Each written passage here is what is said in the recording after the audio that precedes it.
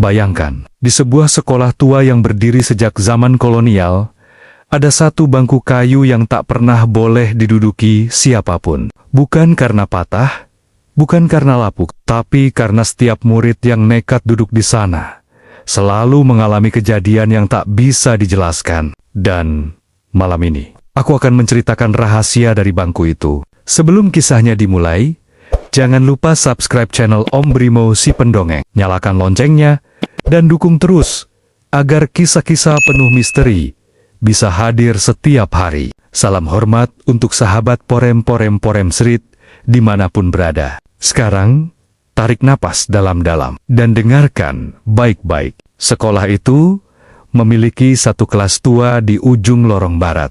Lorong itu selalu gelap meski siang hari, karena terhalang pohon beringin besar yang menjulang seperti payung raksasa. Di dalam kelas, tepat di sudut belakang dekat jendela yang kacanya sudah buram, berdirilah sebuah bangku kayu coklat tua. Bangku itu berbeda dari yang lain. Warnanya lebih gelap, dingin, dan entah kenapa selalu terasa seperti basah. Para guru tidak pernah menjelaskan alasan bangku itu harus dibiarkan kosong. Mereka hanya berkata, "Jangan sentuh, jangan pindahkan, jangan diduduki." Murid-murid pun mematuhinya, kecuali satu orang Lintang.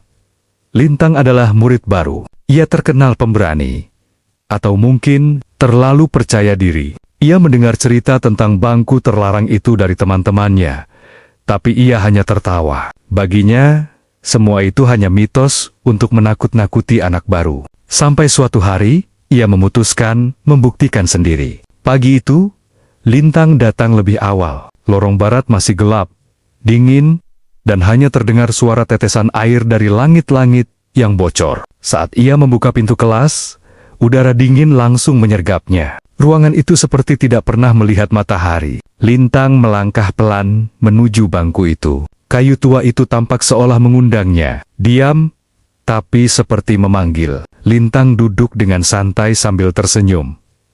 Lihat, tidak ada apa-apa. Awalnya memang tidak ada, hanya sunyi. Tapi beberapa detik kemudian, ia merasakan sesuatu merambat dari bawah lantai. Dingin, sangat dingin, seperti tangan seseorang yang baru keluar dari air. Perasaan itu bergerak naik ke betis, lalu ke lutut, dan berhenti di pahanya. Lintang tersentak.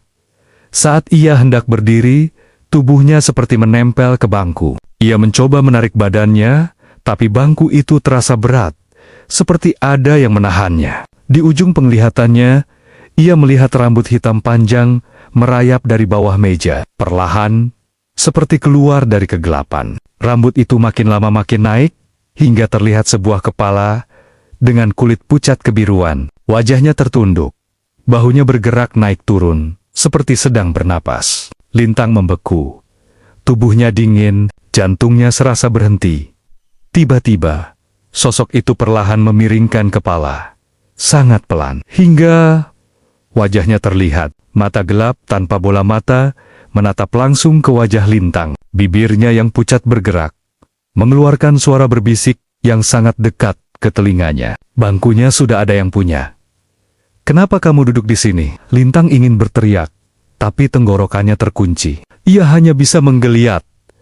Tangan pucat itu meraih lengannya dengan cengkeraman kuat. Suhu tubuhnya turun drastis. Detik berikutnya, lampu kelas berkelip. Angin dingin masuk dari jendela, dan bayangan di pojok ruangan mulai bergerak seperti hidup. Dalam ketakutan yang luar biasa, Lintang menendang bangku itu sekuat tenaga. Cengkeraman tangan pucat itu terlepas. Ia berlari keluar kelas, jatuh bangun di lorong barat.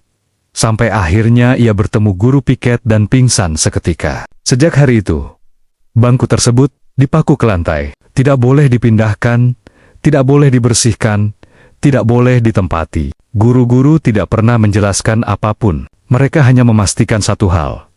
Bangku itu tidak boleh disentuh lagi. Dan sampai hari ini, jika seseorang lewat di depan kelas itu saat subuh atau senja, sering terdengar suara bangku diseret pelan, atau suara helaan napas panjang dari sudut belakang, seolah ada seseorang atau sesuatu yang masih duduk di sana menunggu teman. Itulah kisah tentang bangku kosong yang tak pernah benar-benar kosong. Kadang, Sesuatu yang terlihat sepele, justru menyimpan masa lalu yang kelam. Jika suatu hari kamu menemui bangku lama di sudut ruangan, yang dibiarkan kosong without alasan, mungkin lebih baik kamu tidak mendekatinya. Terima kasih sudah mendengarkan cerita ini sampai akhir. Jangan lupa subscribe channel Om Brimo si Pendongeng, nyalakan loncengnya, dan dukung terus agar cerita-cerita misteri dan horor bisa hadir setiap hari. Salam hormat untuk sahabat Porem Street. Sampai bertemu di kisah berikutnya. Ingat,